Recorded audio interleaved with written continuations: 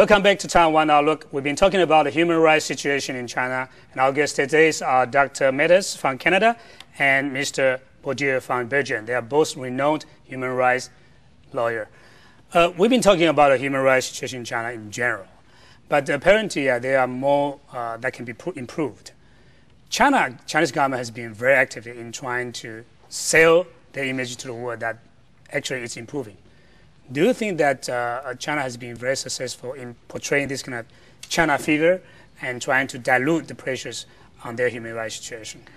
Well, of course, it depends who you talk to. I mean, they haven't been very successful with me, but they have been successful with some people I talk to, because I hear people repeating Chinese propaganda and who are not necessarily part of the Chinese government, but they just assume that what they've heard is true, and they don't bother to investigate for themselves. And so I think there are efforts, and it's a very big effort. It's their embassies and their consulates, and there's a lot of money and person power behind it. And I think it does have an impact, and what it says to me is that people have to be vigilant and not take what China says at face value and look to the reality behind the propaganda. Yeah.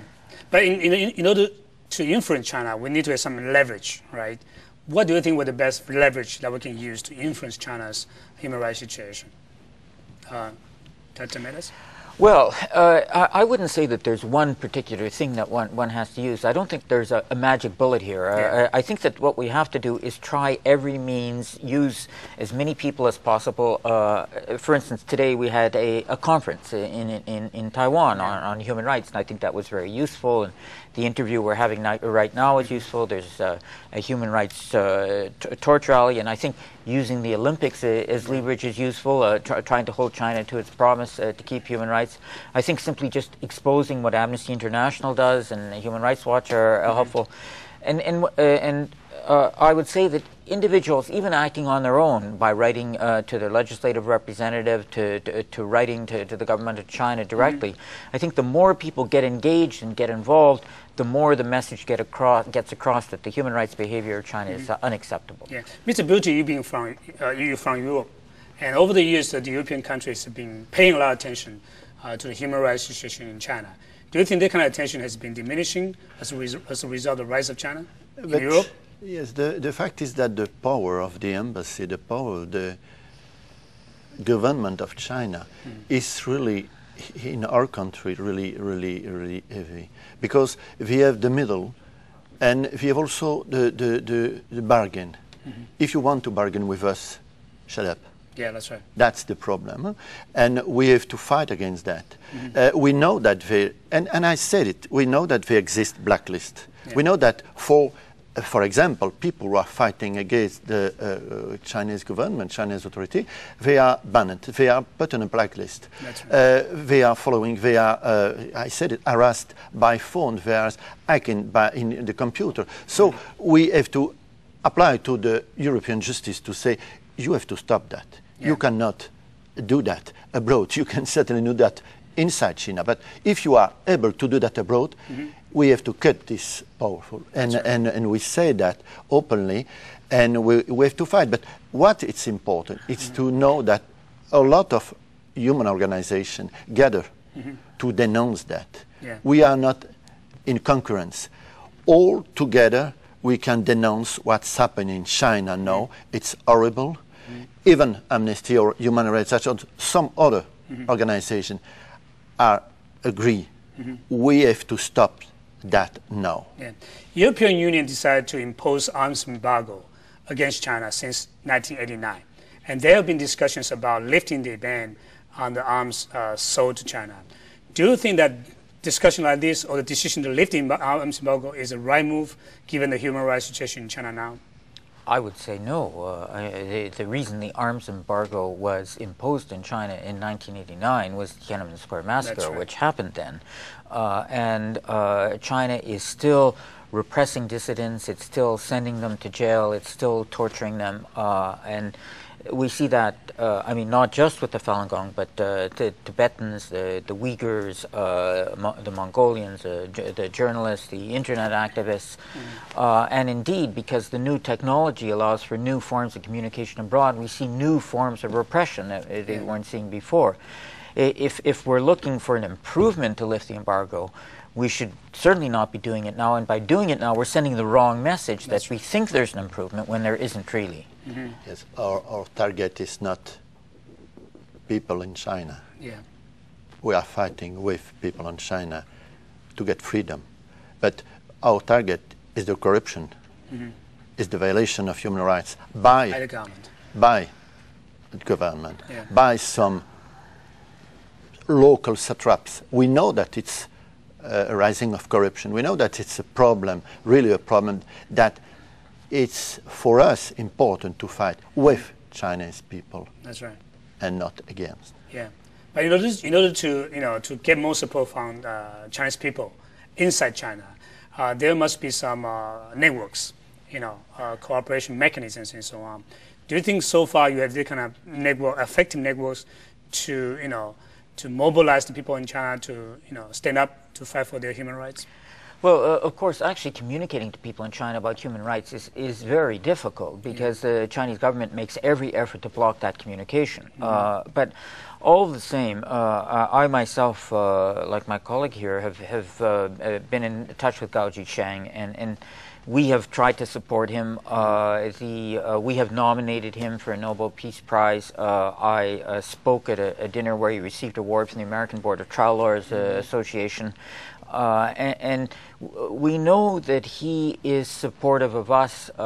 He, in fact, invited us to come to China to investigate the organ harvesting, and the Chinese government didn't let it happen. So we are able to get the message across for people who are concerned about human rights. But of course, I mean, Chinese propaganda has an impact even abroad, but within China, where contrary messages are screened out, the problem isn't so much communicating with people who are interested or supportive. The problem is simply getting people to know, the people in China, to know what's happening on their doorstep around them, because they are prevented as much as possible by the Chinese government from finding what's happening in their own neighborhoods. Yeah, but we know there are many non-governmental efforts or cooperations to monitor China's human rights and try to force them to improve it.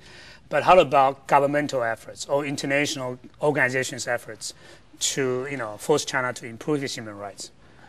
Yes, but we have first to say to the government of Western Europe, of United States, that we don't have to discuss, we don't have to be there for the overture of the Olympic Games. Yeah.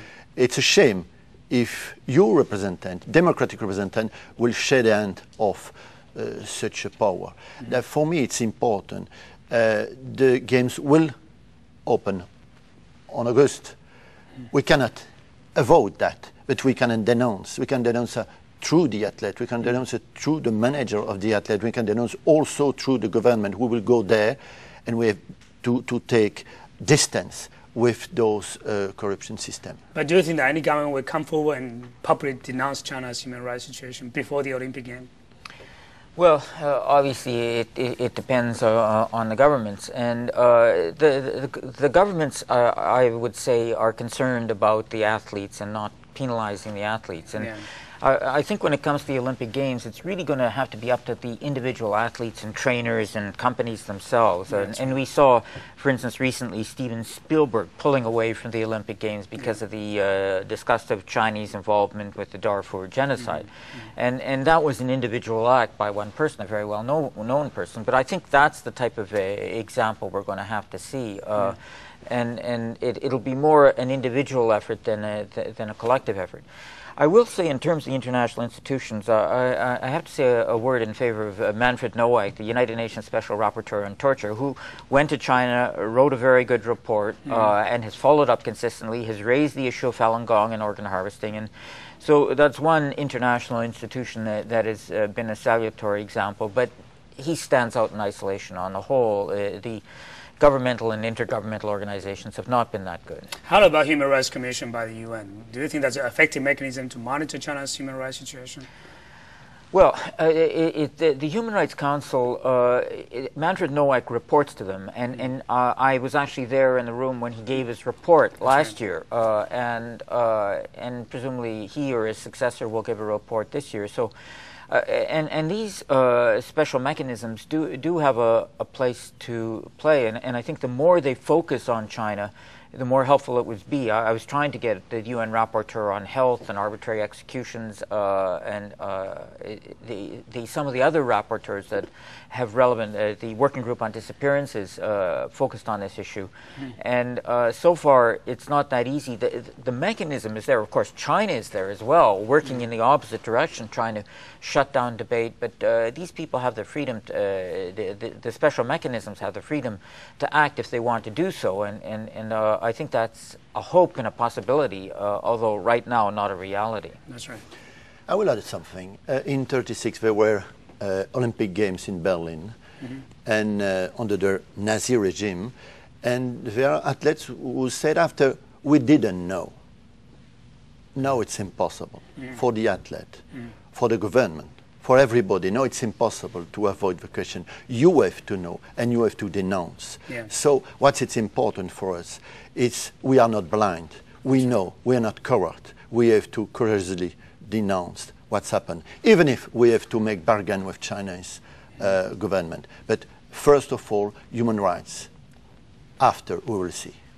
But China always responded by saying that we have different standards for human rights. So so-called human rights relativism or human rights with Chinese characteristics and so on. Do you think that's a sound argument for the outsiders? No, there are universal human rights. Freedom, religious, gathering, association, meaning. We cannot share that. We cannot say you will have an half off. No, you have as a person to have your rights. It's not egoistic. It's only rights to pray, to work together, to be free. Also, I would say that that's the voice of the perpetrators, not the voice of the victims. If you talk to the victims from China, they will not say, oh, this is Chinese. That's right. They will say, this is wrong. This should not be happening. And that's the true voice of China. Right. I point out that China also has signed and ratified the Convention Against Torture, doesn't respect it, has signed but not ratified the International Covenant on Civil and Political Rights, doesn't respect it. China is not doing something when it's violating human rights that's specifically Chinese. It's doing something that is typical of communist parties, of repressive governments, of totalitarian regimes. And, well, it's totally distorting and ignoring Chinese history. I mean, there was a cultural revolution in China because the Communist Party rejected the historical culture. I mean, the reason the Chinese government is so hostile to the Falun Gong, in part, is because it's drawn from Chinese culture of the Qigong, of the Taoism and the Buddhism. What we have with the Communist Party is the rejection of Chinese-specific culture and traditions, not their embodiment. That's right. I think China has been criticized not only for human rights inside China, but also in countries like Darfur, North Korea, and or even in Pakistan and so on. So when we come back, we'll talk about China's role in those countries and what can we do to improve not just China's human rights situation, but also in other areas. We'll be right back after this minute.